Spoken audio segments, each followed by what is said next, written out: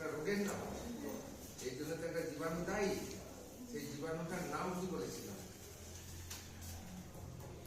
একদম লাস্টে বলো কি বলেছিলাম নাম?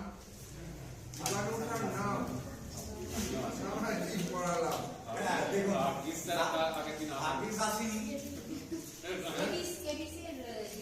জীবাণুটার নাম বলিনি?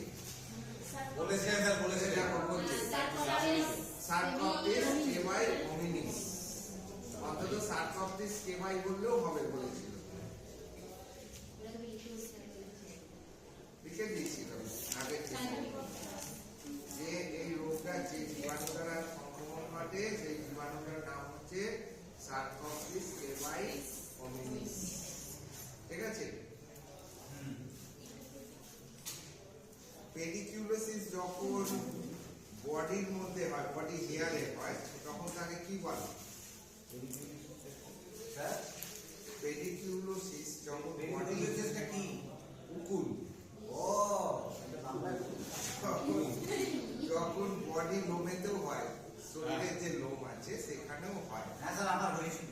সেটাকে কি বলে বলেছিলাম? পেডিকিউলোসিস কর্পোরিস। দেখো মাথায় হলে বলেছিলাম স্ক্যালপিস, স্কাল্পের মধ্যে যেগুলো হয়। আর বডি হেয়ারের মধ্যে হলে তাকে বলা হয় কর্পোরিস। পিউবিক হেয়ারের মধ্যে বলে পিউবিক, পেডিকুলাসিস পিউবিস।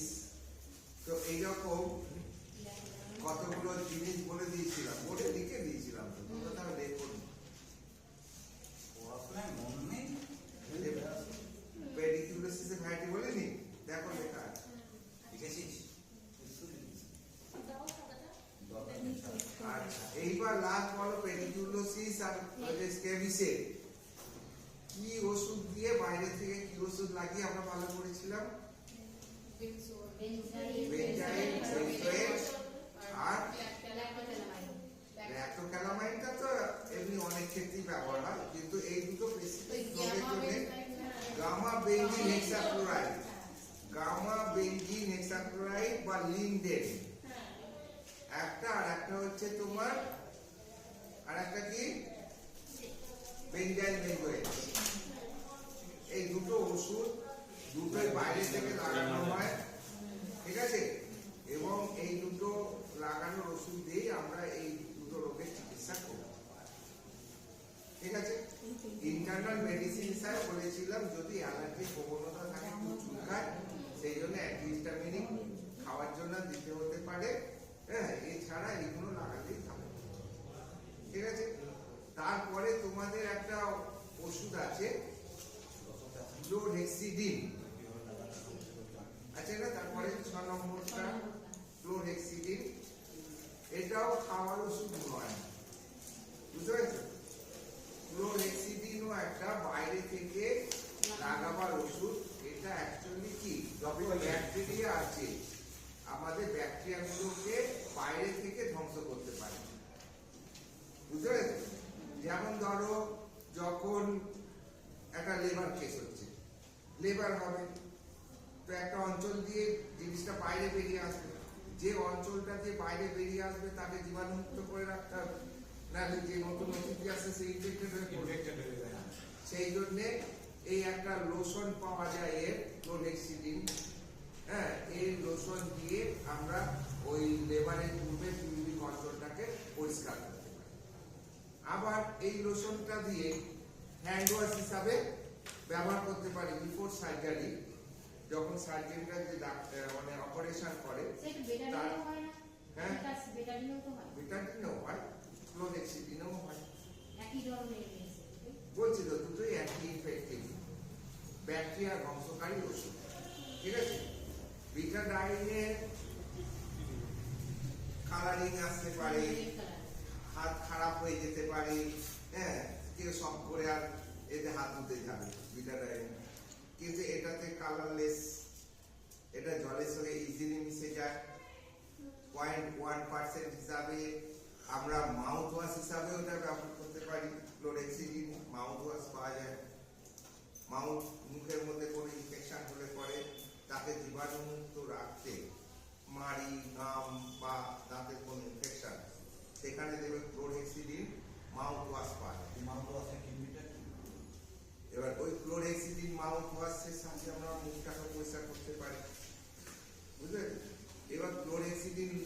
তোমার লোশন হিসাবেও পাওয়া যায়।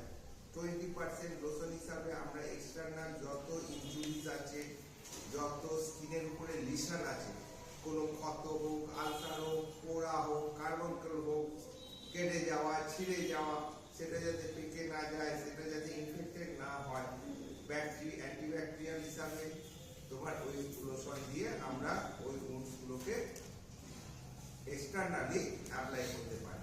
তার সঙ্গে মেডিসিন চলবে। স্যার বুঝতে পেরেছো? আগে যে লাল ওষুধ ইউজ করা হতো ওটা কি ছিল? ও ভিটামিন আর টিনচার আয়োডিন সোজা ওই ভিটামিন আর টেন্ডেন, ওটা অ্যাকচুয়ালি কি হয়েছে, টিনচার আয়োডিন, আয়োডিনের টিনচার, ওটা জীবাণুমুক্ত করতে আমরা ব্যবহার করি। অনেকে লাল ওষুধ বলে, অনেকে আয়োডিন বলে, হ্যাঁ, অনেকে বিটাডাইন বলে। যেমন বিটাডাইন একটা কোম্পানির ট্রেড নেম, হ্যাঁ উইনমেডিক যাবেন না। হ্যাঁ, ওরা ওই ট্রেড নেমে ওটাকে বেচে, অ্যাকচুয়ালি ওটা টিনচার আয়োডিন, ঠিক আছে, কোভিড আয়োডিন বা কোভিডন আয়োডিনও বলতে পারি, একই ব্যাপার। তো ওইটা তো আমরা, ওটাও আছে আমাদের কোর্সেও আছে, ওটা আমরা আসবো পরে পরে কোভিডন আয়োডিন। কিন্তু ক্লোরেক্সিডিনও ওই রকম ওই টাইপেরই একটা অ্যান্টিসেপটিক লোশন, যেটার বিভিন্ন অ্যান্টিসেপটিক ইউজ আছে, মানে ব্যাকটেরিয়াকে ধ্বংস করার জন্য আমরা ব্যবহার করতে পারি।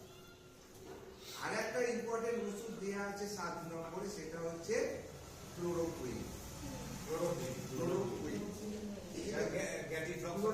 হচ্ছে একটা মানে স্পেসিফিক মেডিসিন, মেনলি ওটা ব্যাকটেরিয়াল ইনফেকশনের মধ্যে পড়ে না, এটা মেনলি একটা প্যারাসাইট, প্লাজমোডিয়াম প্যারাসাইট, সেই প্যারাসাইটটাকে মারতে ওই ক্লোরোকুইনটা আমরা ব্যবহার করি।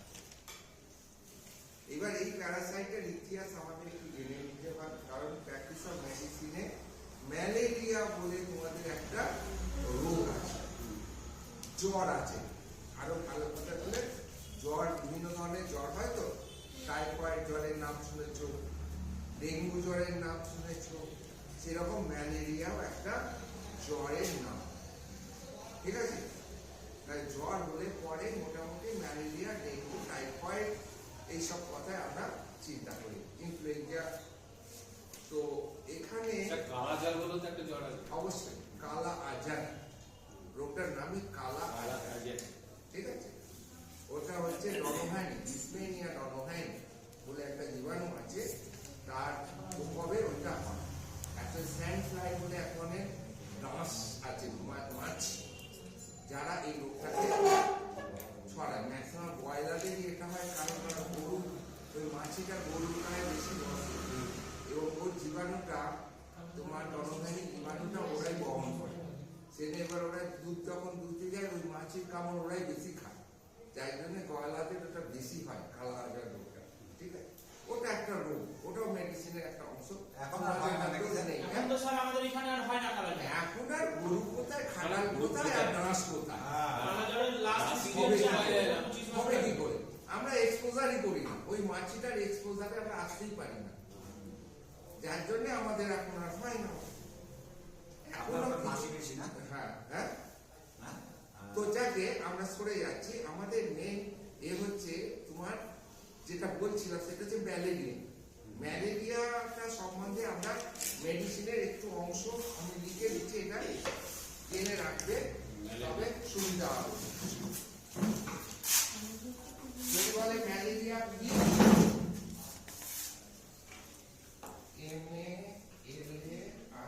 MALARIA, malaria.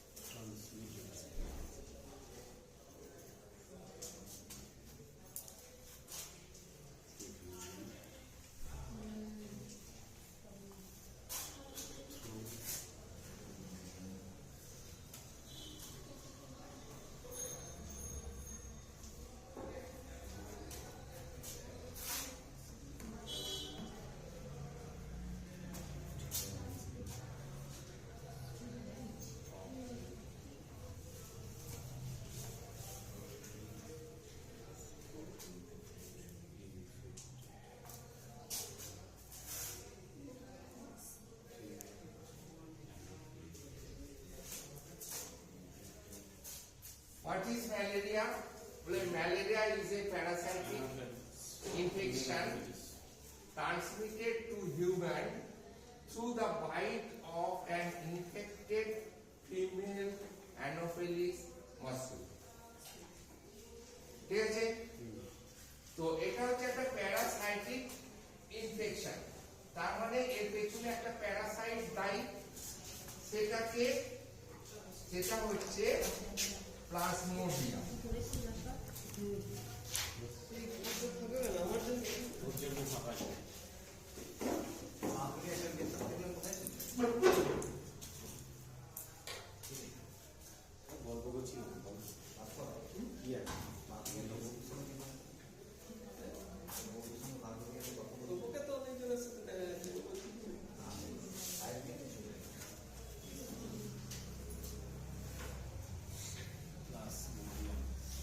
চার রকমের টাইপ আছে প্লাজমোডিয়াম।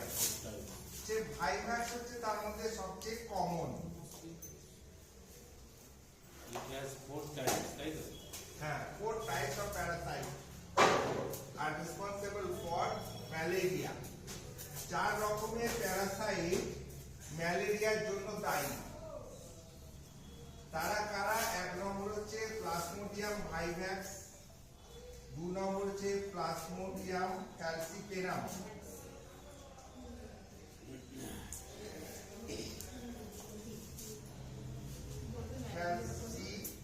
4 রকম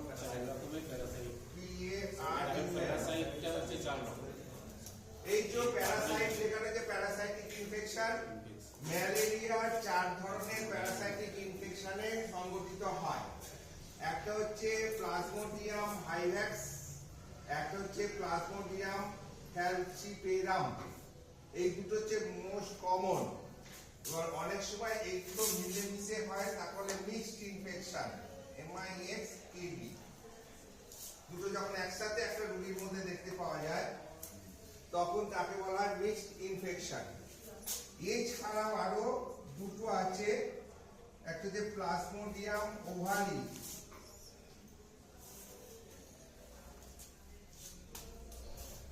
আর একটা হচ্ছে প্লাজমোডিয়াম ম্যালেরিয়া।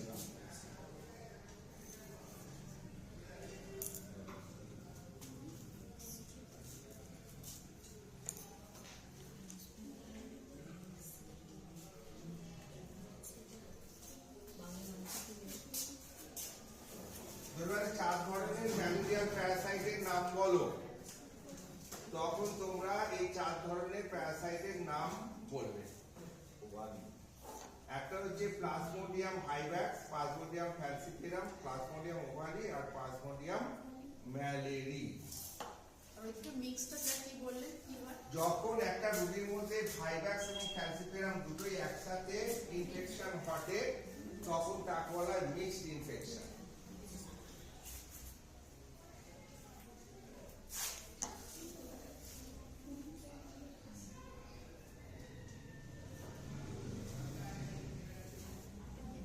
তার মধ্যে সবচেয়ে কমন হয় plasmodium vivax, benign tertian malaria.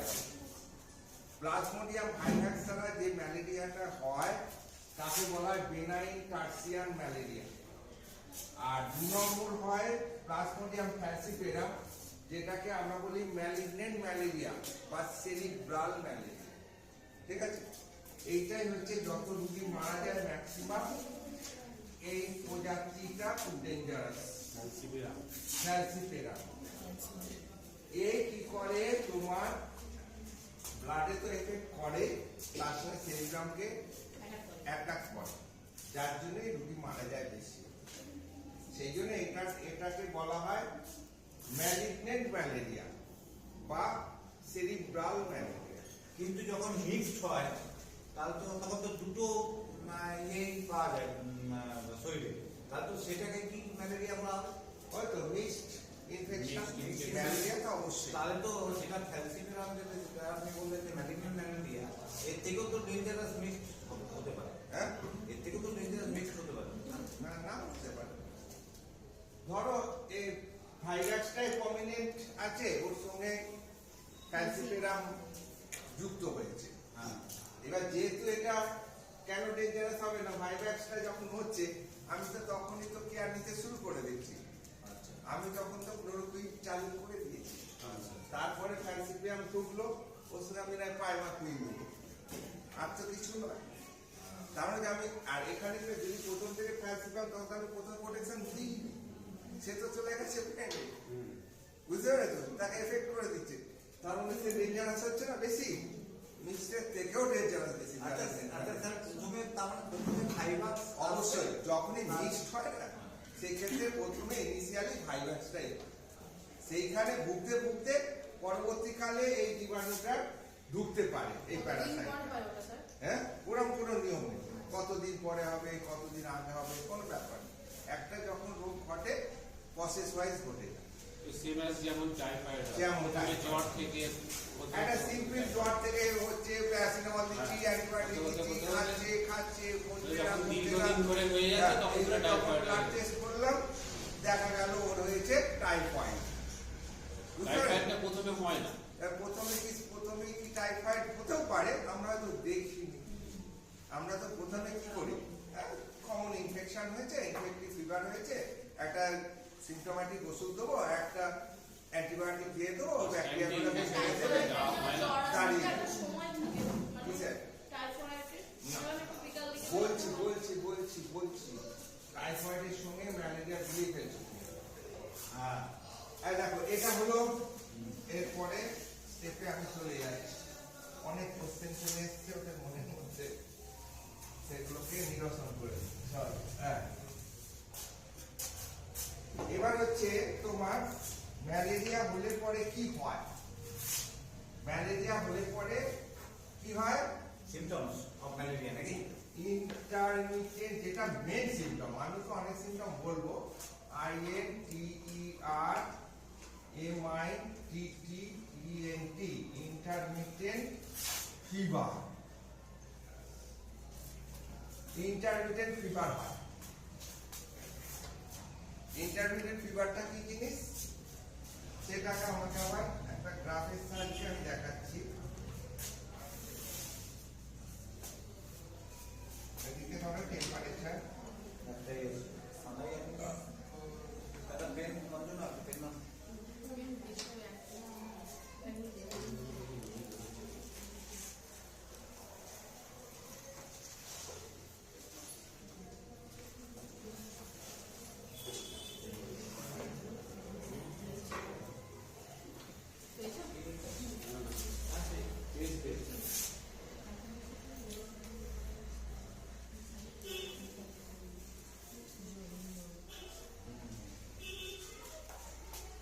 হচ্ছে দিন, এক দুই তিন চার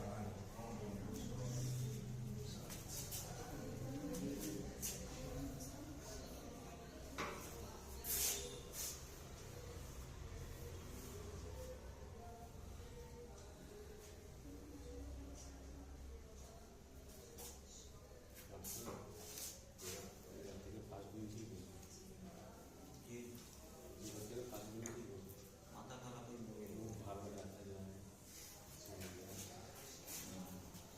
জ্বরটা আসছে মিড ডে, জ্বর আসছে মিড ডে, ম্যালেরিয়ার দুপুরে, এরকম 12টা-1টা নাগাদ জ্বরটা আসছে, এই 5-6 ঘন্টা থাকছে। আচ্ছা এইটা কি টেম্পারেচার দিয়েছেন তাই তো স্যার? 5-6 ঘন্টার মতো থাকছে, তারপর চলে যাচ্ছে। আবার টেম্পারেচার পুরো নর্মালে চলে আসছে, 98-এ, পুরো 90 104 চলে গেছিল। 4-5 ঘন্টা থাকলো, আবার পুরো ছেড়ে চলে গেল। তারপরে দিন এলো না, তারপরে দিন আবার দুপুরবেলা আবার জ্বরটা এলো, আবারও 5-6 ঘন্টা থাকলো, থেকে চলে গেল। যখন এলো তখন কাঁপুনি দিয়ে এলো, তখন চিল মানে শীত শীত করছে আর কাঁপুনি, চিল আর হচ্ছে রাইগর বা টেমর। তারপরে খুব শীত, খুব ঠান্ডা লাগে, খুব শীত করছে, একটা কম্বল, দুটো কম্বল, তিনটে কম্বলেও সেই শীত যাচ্ছে না। চাপা চাইছে এরকম 40-50 মিনিট খুব শীত করবে। তারপরে বডিটা আস্তে আস্তে টেম্পারেচারও আস্তে আস্তে বাড়তে লাগবে। 101, 102, 103 টেম্পারেচার যখন 103-104 হয়ে গেল তখন এবার শরীরে গরম হতে লাগে। থ্রো অল দ্য কভারিং, কম্বল সব ছুটে ছাড়ে ফেলে দেবে। একবার চোখ মুখ লাল হয়ে যাবে, মাথা যন্ত্রণা দপদপ করে মাথা যন্ত্রণা শুরু হয়ে গেল, গা হাতে প্রচন্ড ব্যথা শুরু হয়ে গেল, বমি ভাব এসে গেল, কেউ বমি করে ফেললো, চোখগুলো লাল টকটকে হয়ে গেল। এরকম একটা সিচুয়েশন ঘন্টা দেড়েক রইল। তারপরে আস্তে আস্তে ঘাম দেখা দিতে লাগলো কপালে প্রথমে, তারপরে মাথা দিয়ে গেল, তারপর সারা শরীর দিয়ে গেল, তারপর আস্তে আস্তে টেম্পারেচারটা নিচে নামতে শুরু করলো, একদম নর্মালে নেমে গেল। সব ব্যথা যন্ত্রণা বন্ধনের ঘাম সব কিছু চলে ছিল, একবারে সুস্থ। বাহ, আর কিছু নেই। আবার মনে হলো আমার কিছুই হয়নি। কিছু না। মানে শরীরকে ওই করে পড়ে না খুব একটা ভালো। প্রথম দিনে না, প্রথম দিন কতটা হবে না, প্রথম দিনে তো কতটা করতে পারবে না। দ্বিতীয় দিন থেকে তখন ভাবলাম ভালো হয়ে গেল, বেরিয়ে গেল। তারপরে দিনও কিছু হলো না। তারপরে দিন ঠিক 12টা, 12:30, 1টা নাগাদ আবার আমরা গিয়ে একই ঘটনার রিপিট করবে। এইরকম টাইপের ফিভারগুলোকে বলি আমরা ইন্টারমিডিয়েট ফিভার, যেখানে জ্বর আসে, কিছুক্ষণ থাকে, তারপরে ছেড়ে চলে যায় একবারে পুরোপুরি, বডি টেম্পারেচার নর্মাল হয়ে যায়, তাকে বলছি আমরা ইন্টারমিডিয়েট ফিভার। এইরকম ইউটিআই হলে পরে দেখা দেয়, ম্যালেরিয়া হলে দেখা যায়, ঠিক আছে। কিন্তু ম্যালেরিয়ার গুরুত্বটা কি, ম্যালেরিয়া আসবে এইরকম জ্বরটাতে 3টে পারফেক্ট একদম স্টেজ থাকে। একটা হচ্ছে চিলি স্টেজ, একে অনেকে কোল্ড বলে, কোল্ড স্টেজও বলে। 2 নম্বর হচ্ছে হট STAG স্টেজ। 3 নম্বর হচ্ছে SW। এইটা কি ইন্টারমিডিয়েট ফিভারের এইগুলো স্টেজ স্যার? হ্যাঁ, ম্যালেরিয়ার ক্ষেত্রে ইন্টারমিডিয়েট ফিভার যে ফিভার আসে, কিছুক্ষণ থাকে, তারপর ছেড়ে চলে যায় এবং বডি টেম্পারেচার নরমাল হয়ে যায়, তাকে আমরা বলি ইন্টারমিডিয়েট ফিভার। ঠিক আছে। যেহেতু ইন্টারমিডিয়েট বলছি ফিভারটা, তার মানে আরো অনেক ধরনের ফিভার আছে টেম্পারেচারের এই অনুযায়ী। তারা ক প্রকার? 3 প্রকার। একটা হচ্ছে ইন্টারমিডিয়েট, একটা হচ্ছে রেমিটেন্ট, আর একটা হচ্ছে কন্টিনিউয়াস ফিভার। সাধারণত এই যেমন আমি ইন্টারমিডিয়েট ফিভার বললাম, তাহলে ফিভারও আরো কিছু প্রকার হতে হবে। ফিভার ক প্রকার দিতে পারে? বলে 3 প্রকার। একটা হচ্ছে ইন্টারমিডিয়েট ফিভার, যে ফিভার আসে, কিছুক্ষণ প্লে করে, তারপরে ঘাম দিয়ে ছেড়ে চলে যায় বা ছেড়ে চলে যায়, বডি টেম্পারেচার নরমাল হয়ে যায়, মানে touch the normal temperature level, that is intermediate. কখনো কখনো এর উপরেই দেখাচ্ছি, এরকম জ্বর আসে, এসে 105-এ উঠে গেল ধরো, আবার নেমে গেল 104, 103, আবার উঠে যাচ্ছে 105, আবার নেমে 103, 3.5, আবার 105, 100। এরকম যদি ভেরিয়েশনটা থাকে, কিন্তু একদম ছেড়ে যাচ্ছে না, জ্বরটা এলো, জ্বরটা কিন্তু প্লে করছে, ওঠানামা করছে, কিন্তু ওঠানামাটা উইদিন 2 ডিগ্রি ফারেনহাইট এর মধ্যে সীমাবদ্ধ থাকছে। উইদিন 2 ডিগ্রি ফারেনহাইটের মধ্যে সীমাবদ্ধ, 2 ডিগ্রিকে ছাড়াচ্ছে না। 105-এ কখনো 101-এ আসছে, বা 102-এ আসছে না, 105, 103, 103.5, আবার 105, 3, 3.5, এরকম এ করছে। That is continuous. Continuous fever. তাহলে ইন্টারমিডিয়েট ফিভার যেরকম সেরকম কন্টিনিউয়াস ফিভার আরেকটা পাবেন নাকি স্যার? আর একটা পোকা আর তাহলে তিন প্রকারের মধ্যে একটা ইন্টারমিডিয়েট, তারপর সেকেন্ডটা কন্টিনিউয়াস। কন্টিনিউয়াস মানে জ্বরটা থাকে জলটা কন্টিনিউয়াসলি থাকে, ভ্যারিয়েশনটা নট মোর দ্যান 2 ডিগ্রি।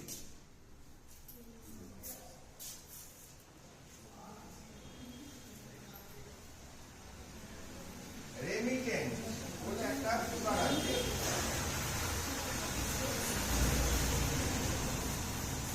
যেখানে ভ্যারিয়েশনটা বেড়ে যাবে আর কিছুই নয়, মোর দ্যান 2 ডিগ্রি।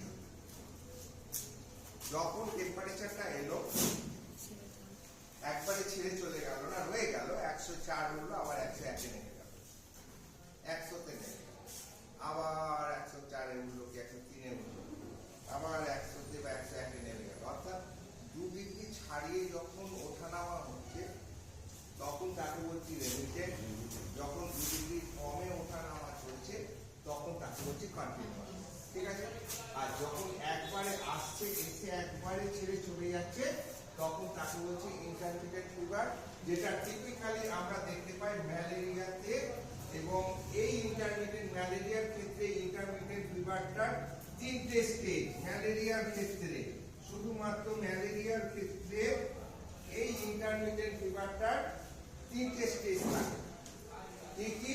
একটা চিল স্টেজ, যেখানে রোগী খুব শীত করে এবং কাঁপুনি দেয় এবং রোগী কভার চায়, সেটা 40-50 মিনিট কি ম্যাক্সিমাম 1 ঘন্টা থাকে।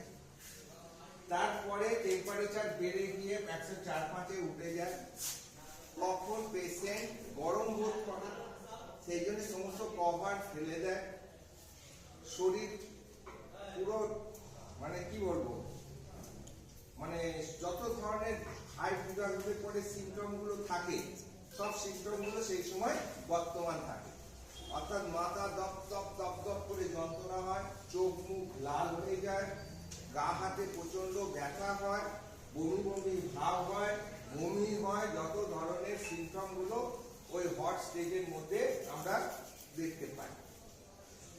তারপরে কি হয়, বডিতে আস্তে আস্তে ঘামের আবির্ভাব হয়, অর্থাৎ সোয়েট, এবং কুলকুল করে ঘামতে থাকে, বডির টেম্পারেচার আস্তে আস্তে আস্তে আস্তে কমতে থাকে। সেই স্টেজটাকে বলছি সোয়েট স্টেজ। সেটাও 1 থেকে 1.5 ঘন্টা, 1 থেকে 1.5 ঘন্টা, 1 থেকে 1.5 ঘন্টা, এটা 45 মিনিট থেকে 1 ঘন্টা। এইরকম একটা 4 থেকে 5 ঘন্টার এপিসোড। হট স্টেজটা 45 না, 1 থেকে 1.5 ঘন্টা, 1 থেকে 1.5 ঘন্টা। সোয়েট স্টেজটা 1 থেকে 1.5 ঘন্টা, হট স্টেজ চিল স্টেজটা 45 মিনিট থেকে 1 ঘন্টা মতো থাকে। তো মোটামুটি 4 থেকে 5 ঘন্টার একটা এপিসোড, ম্যালেরিয়াল ফিভারের এপিসোড আমরা দেখতে পাই। তারপরে জ্বরটা বডি থেকে পুরোপুরি ছেড়ে চলে যায় এবং বডির টেম্পারেচার নরমাল হয়ে যায়। ঠিক আছে? হট স্টেজ আর সোয়েট স্টেজটা দুটোই 1 থেকে 1.5 ঘন্টা। শুধুমাত্র কোচিং স্টেজটা 45 থেকে 1 ঘন্টা। বাস। আমাদের নেক্সট পরীক্ষা কবে?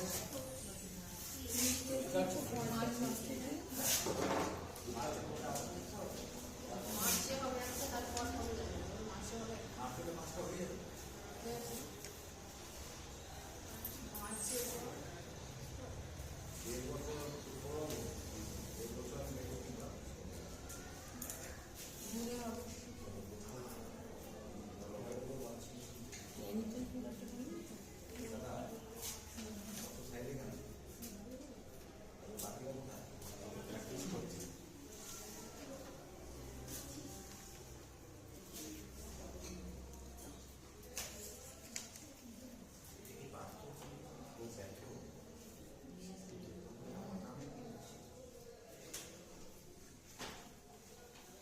স্পোরোজয়েট হচ্ছে এর ইনফেক্টিভ ফর্ম। ম্যালেরিয়ার ইনফেক্টিভ ফর্ম কি? স্পোরোজয়েট। এই স্পোরোজয়েটটা কে বহন করে? মশা, মেনলি ফিমেল অ্যানোফিলিস মসকিউটো, এরাই প্যারাসাইটিক, এই প্যারাসাইটটাকে বহন করে মেনলি স্পোরোজয়েট ফর্মে। তাহলে ম্যালেরিয়া যে প্যাথোজেনেসিসটার নাম হচ্ছে না, স্পোরোজয়েটের বিগিনিং, প্যাথোজেনেসিস হচ্ছে একটা বিশাল পদ্ধতি আচ্ছা যেটা আমাদের শরীরে এবং মস্কিটোর শরীরে যেটা প্লে করছে। হ্যাঁ, যেটা বহন করে সেটা হচ্ছে স্পোরোজেন। এই যে স্পোরোজয়েটটা আসছে কোথায়, এটা হচ্ছে ইনফেক্টিভ ফর্ম। এটা এটা কিন্তু মানুষের মধ্যে থাকে না। তার মধ্যে থাকে মানুষের মধ্যে থাকলে তো আমার থেকে ওর হয়ে যেত, ওর থেকে ওর হয়ে যেত। আমার মধ্যে নেই, আমার মধ্যে অন্য ফর্মে আছে। ম্যালেরিয়ার দুটো ফর্ম, একটা হচ্ছে ভেজিটেরিয়ান ফর্ম আর একটা হচ্ছে তোমার ওই ইনফেক্টিভ ফর্ম। ঠিক আছে, তো ভেজিটেরিয়ান ফর্মটা কোথা থেকে হয় না, এই ইনফেক্টিভ ফর্ম থেকেই রূপান্তরিত হয়ে ভেজিটেরিয়ান ফর্মে আসে। আমি যে কোনো একটা পয়েন্ট থেকে যদি শুরু করি, যদি দেখতে পাই যে এর মোটামুটি তোমার দুটো সাইকেল স্পেন্ড করে। এই যে ম্যালেরিয়ার জীবাণু প্লাজমোডিয়াম আইভ্যাক্সি হোক, প্লাজমোডিয়াম ফ্যালসিফেরামি হোক, যেই হোক না কেন, এরা দুটো সাইকেল কভার করে।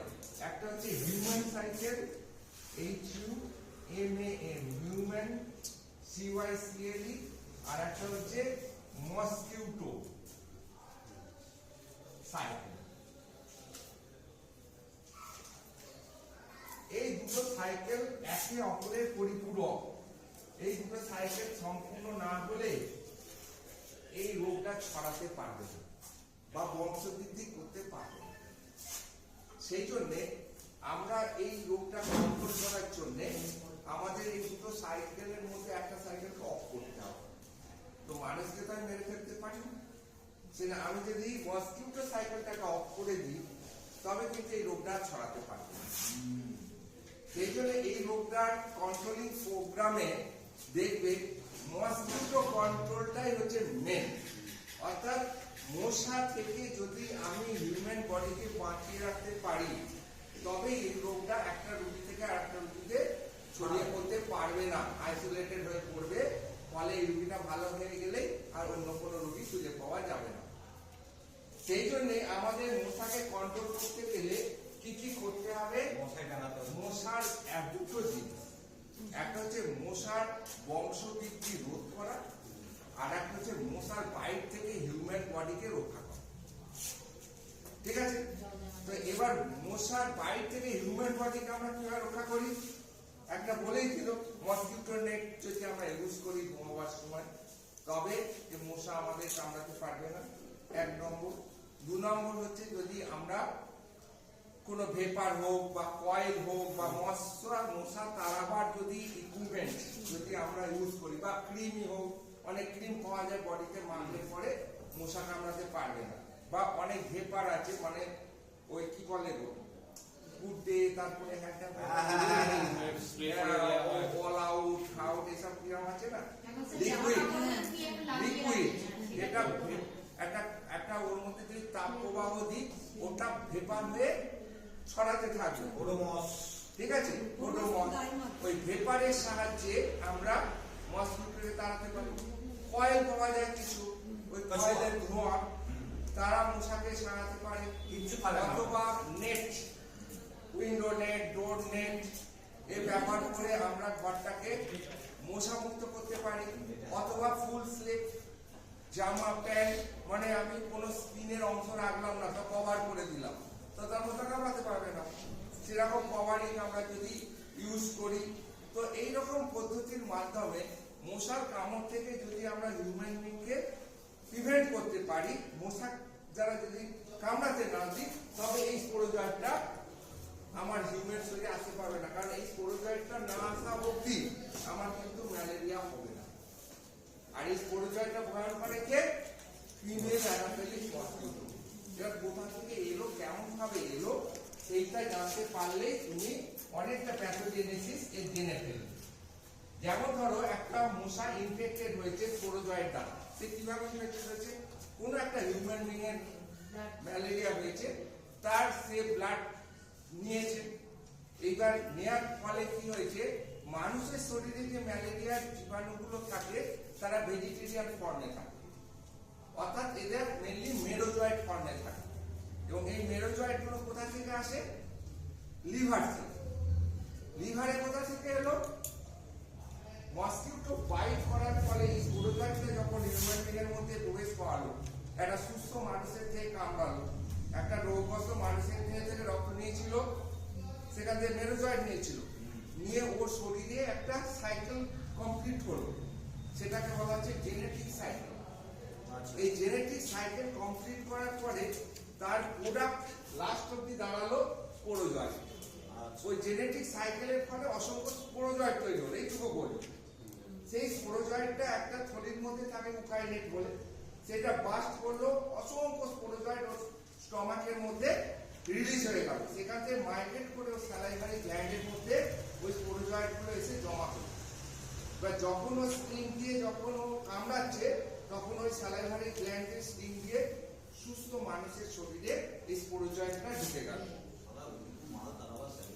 যে ঢুকে গেল ব্লাডের মধ্যে কন্টামিনেটেড হলো, যেহেতু ব্লাডের ব্লাডের মাধ্যমে সার্কুলেট হতে হতে ও গিয়ে পৌঁছালো লিভারে।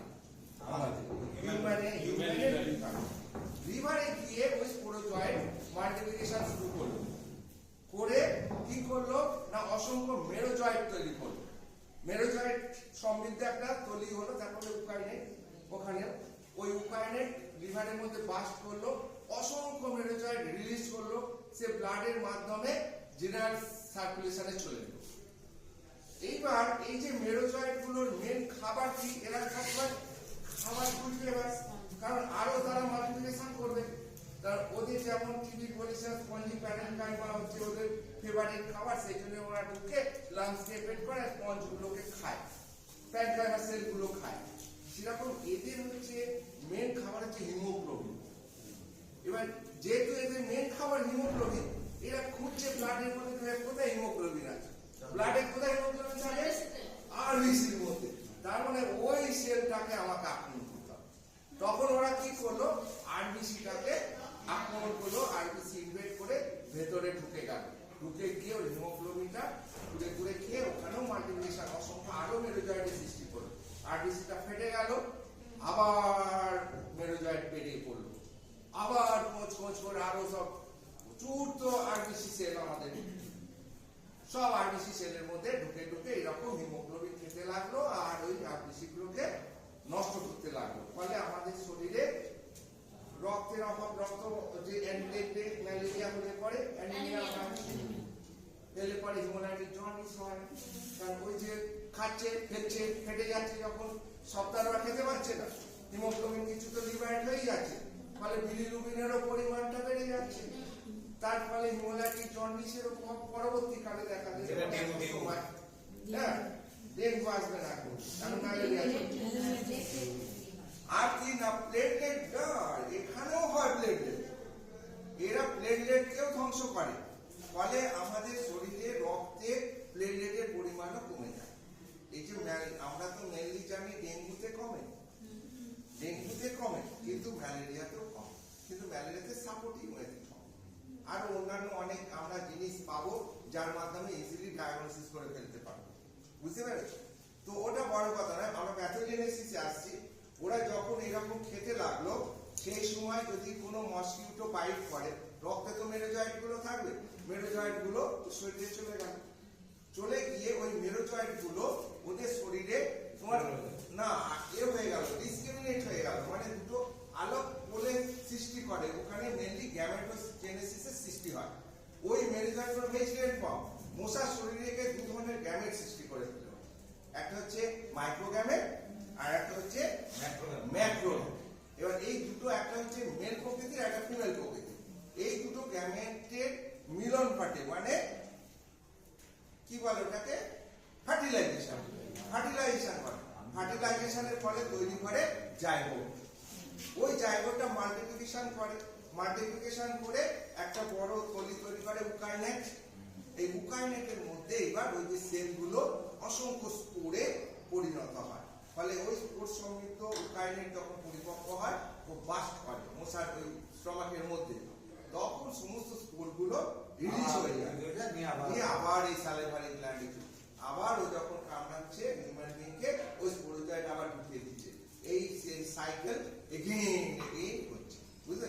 That is the pathogenesis of malaria. ম্যালেরিয়ার জন্য এই শরীরে আমাদের তো এই করছে, যখনই আরবিসি গুলো ফেটে গিয়ে অসংখ্য মেরুজয়েড ডিভাইড হচ্ছে তখনই কাঁপুনি দিয়ে জ্বরটা আসছে।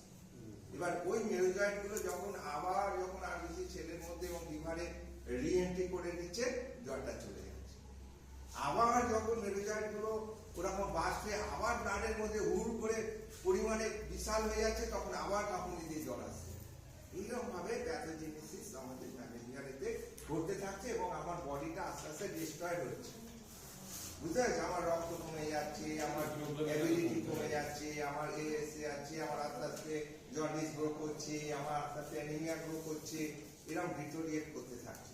এইবার যদি না আমরা ইনস্ট্যান্ট তাড়াতাড়ি এই মানে মেরোজয়েড গুলোকে মারতে না পারি, হ্যাঁ, তবে ওরা ক্ষতি করতেই থাকবে আমাদের শরীরে। হ্যাঁ, সেই জন্যে আমাদের এবার চিকিৎসাতে কাজ করতে হবে।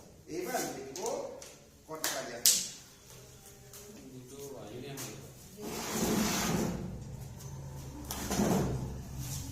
তো বাজিনি তো? না বাজে না না এখন বাকি নেই। আপনি নিন না আরো এখন 1 ঘন্টা বাকি আছে। ব্যাস হয়ে যাবে। নিন না হ্যাঁ, এখন 1 ঘন্টা বাকি আছে। 1 ঘন্টাতে হয়ে যাবে। ওটা আপনি দিয়ে দেন। আমরা ওষুধটা নেবো না।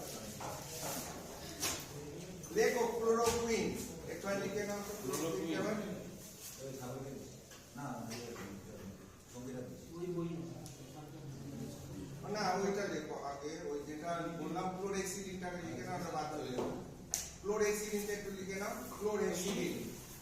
স্যার ক্লোরোকুইন কি বললেন? ক্লোরোকুইন তো বলছি ম্যালেরিয়া, তার আগে আমি ক্লোরেক্সিলিন বলেছিলাম তোমাদের। দুটো ড্রাগ সম্বন্ধে আজকে আমি বলেছি, একটা হচ্ছে ক্লোরেক্সিলিন আর একটা হচ্ছে ক্লোরোকুইন। ঠিক আছে, তো ক্লোরেক্সিলিনটা আগে লিখে নাও, মেশিনের ক্লোরোকুইনটা দেখাবো আর আরো লিখে দেবো। এইটা ছোট আছে, এটা হয়ে যাবে। দেখো, ইহা একটি অ্যান্টিসেপটিক ঔষধ। স্যার ইহা একটি অ্যান্টিসেপটিক ঔষধ। এক সেকেন্ড না আসেন্সি বলছে না না এক সেকেন্ড কি হেডিংটা কি দেবো? ক্লোরহেক্সিডিন। ক্লোরোহেক্সিডিন হ্যাঁ ক্লোরহেক্সিডিন আছে, দেখো না তোমাদের কোর্সে এই লেখা নিচে আছে। আছে তো এটা খোলা ওটা খোলো, পিডিএফ সবই হ্যাঁ ক্লোরহেক্সিডিন হয়েছে।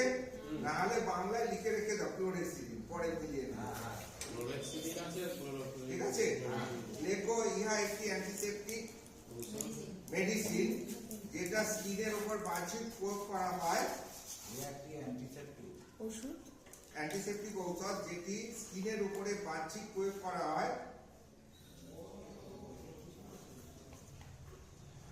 যেটি স্কিনের উপরে বাহ্যিক প্রয়োগ করা হয়,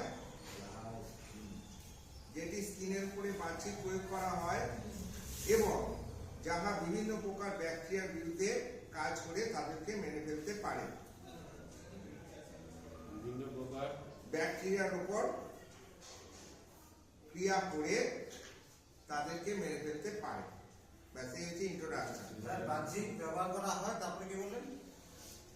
যারা বিভিন্ন প্রকার ব্যাকটেরিয়ার উপর ক্রিয়া করে দাঁড়া দাঁড়া যারা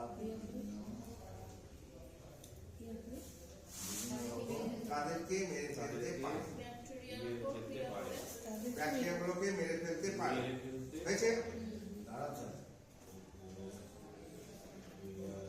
ওই জন্য বলি বাংলাটা একটু লেখা প্র্যাকটিস করো।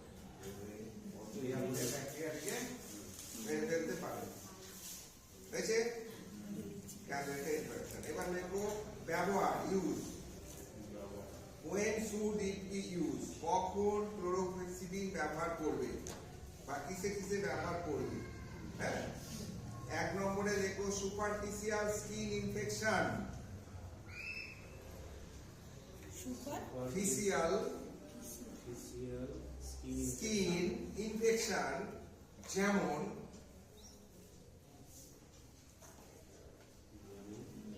আলসার, মানে ক্ষত আর কি, ulcer, open wound, open wound, WOUND, wound, open wound, WOUND তো WOUND, উন্ড, কমা দাও, অ্যাব্রেশন, অ্যাব্রেশন স্পেলিং করুন। ABRASION, RASSION অ্যাপ্রেশন, সেই হেতে পড়েছিলাম মনে নেই? আগুনে পুড়ে যাওয়া, নয় ওই যে FSM বলে একটা সাবজেক্ট ছিল, সেখানে মেকানিক্যাল ইনজুরি বলে একটা আইটেম ছিল, সেখানে ছিল অ্যাপ্রেশন, ঠিকই বলছেন অ্যাপ্রেশন, কনফিউশন, ল্যাসেরেশন, হ্যাঁ সবটাই অ্যাপ্রেশনে পড়েছে। অ্যাপ্রেশনের বাংলাটা কি হতে পারে? অ্যাপ্রেশনে বাবা হচ্ছে ছড়ে যাওয়া, ছড়ে যাওয়া। ভেস্তে যাওয়া, ছড়ে যাওয়া, আঁচড়ে যাওয়া, যা খুশি বলতে পারো, ঠিক আছে?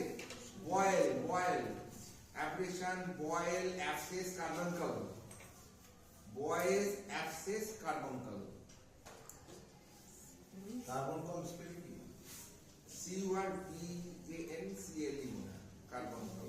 কি বললেন? Boil boil, abscess, ABSCES, abscess মানে বয়েল মানে হচ্ছে লোম পোড়া, বয়েল মানে পাশের দিকে রাখো লোম পোড়া, অ্যাবসেস মানে পোড়া, কার্বনকাল মানে অনেকগুলো মুখযুক্ত পোড়া, পোড়া পোড়া কার্বন কালার ধরনের পোড়া অনেকগুলো মুখ। সবই পোড়া, লোম পোড়া, একটা মাসেলস নিয়ে পোড়া মানে সিঙ্গেল এন্টিটি মুখ থাকে, আর কার্বনকালের অসংখ্য মুখ থাকে, ঠিক আছে? ওটাও একটা হ্যাঁ সার্জারি করতে হয়, ওষুধে পাঠিয়ে অ্যান্টিবায়োটিক বিভিন্ন মানে এখন কন্ডিশন গেল। এটা প্রভৃতি ক্ষেত্রে এটি অ্যান্টিসেপটিক লোশন বা মলম হিসাবে বাহ্যিক ব্যবহার করা হয়। প্রভৃতির ক্ষেত্রে এটি অ্যান্টিসেপটিক লোশন বা মলম হিসাবে, মলম বা অয়েন্টমেন্ট যাই বলি, বাহ্যিক ব্যবহার করা হয়। হলো 2 নম্বর লেখো। আরাম স্যার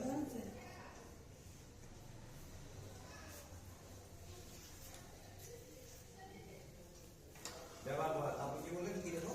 2 নম্বর ইহা ক্ষত পরিষ্কার করতে, ইহা ক্ষত পরিষ্কার করতে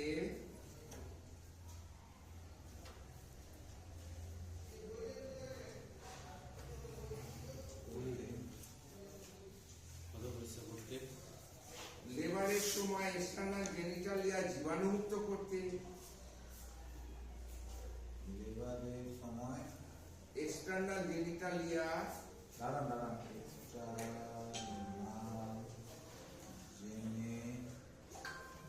এক্সটার্নাল জেনে জেনিটালিয়া GENITALIA এক্সটার্নাল জেনিটালিয়া জীবাণুমুক্ত করতে।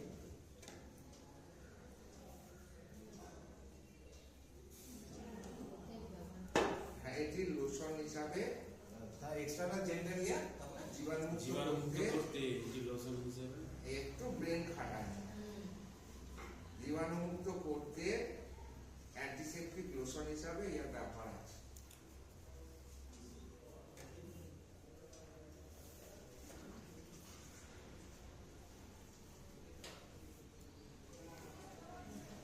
তিন নম্বর লেখো মাউথ ওয়াশ, মাউথওয়াশ, হ্যাঁ মাউথ ওয়াশ এবং সার্জিক্যাল অপারেশনের আগে হ্যান্ড ওয়াশ হিসাবে এর ব্যবহার আছে। সার্জিক্যাল মাউথ ওয়াশ এবং আগে। সার্জিক্যাল অপারেশনের আগে হ্যান্ড ওয়াশ হিসাবে এর ব্যবহার আছে।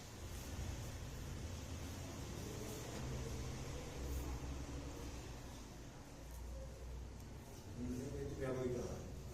ব্যবহৃত হয়। ঠিক আছে, আচ্ছা কিভাবে এটা পাওয়া যায় লেখো। এটা 20% লোশন, পাউডার, অয়েন্টমেন্ট হিসাবে পাওয়া যায়। এটি এটি 20% 20% লোশন, লোশন, পাউডার পাউডার বা মলম বা মলম হিসাবে পাওয়া যায়।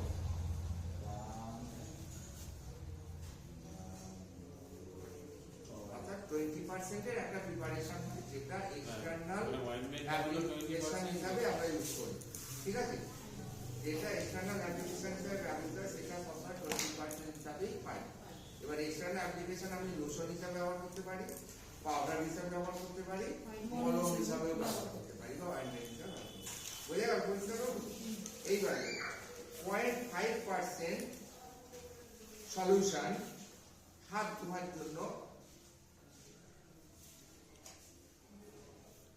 এবং এক্সটার্নাল জেনিটালিয়া জীবাণুমুক্ত করার জন্য ব্যবহৃত হয়।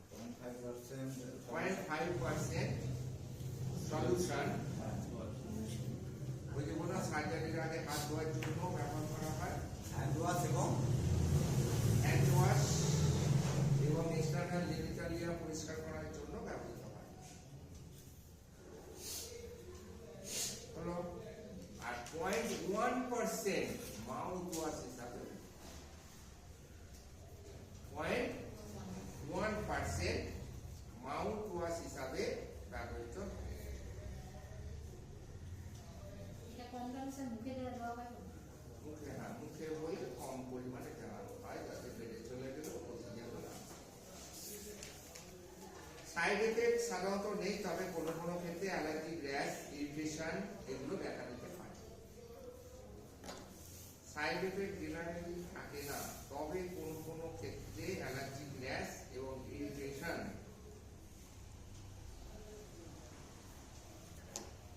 সাইড এফেক্ট নেই, কিন্তু কোনো কোনো ক্ষেত্রে র্যাশ অ্যালার্জি, র্যাশ ও ইরিটেশন ইরিটেশন দেখা দিতে পারে।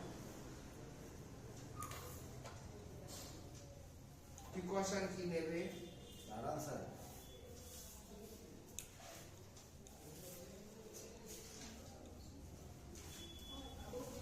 প্রিকশন বা সাবধানতা কি কি নেবে? এক নম্বর হচ্ছে সাবানের সঙ্গে এটা মেশানো চলবে না।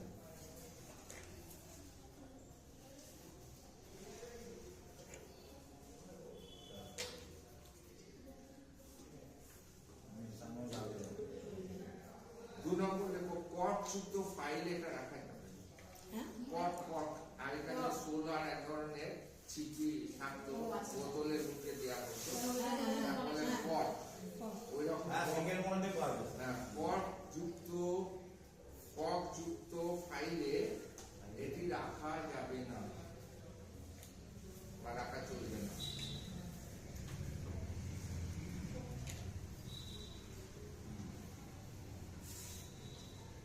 এই ওষুধটি ব্যবহার করার সময় চোখে এবং নাকে যাতে না ঢোকে সেদিকে খেয়াল রাখতে হবে। চোখ এবং নাকের দিকে চোখ এবং নাকে গেলে এটা ক্ষতি করতে পারে।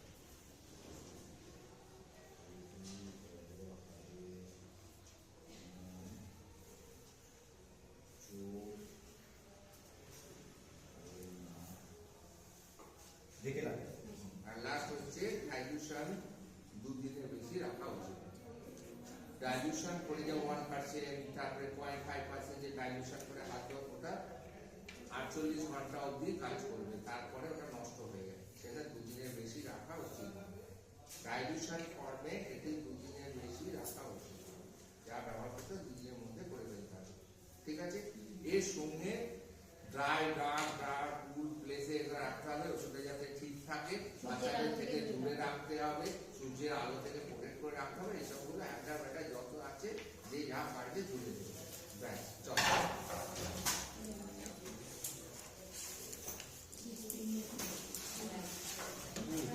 এরপরে দিন আমি ম্যালেরিয়াটা একবার রিক্যাপচুলেশন করে ম্যালেরিয়ার ওষুধটা লিখিয়ে পরে আর একটা কি আছে সেটাতে চলে যাবো।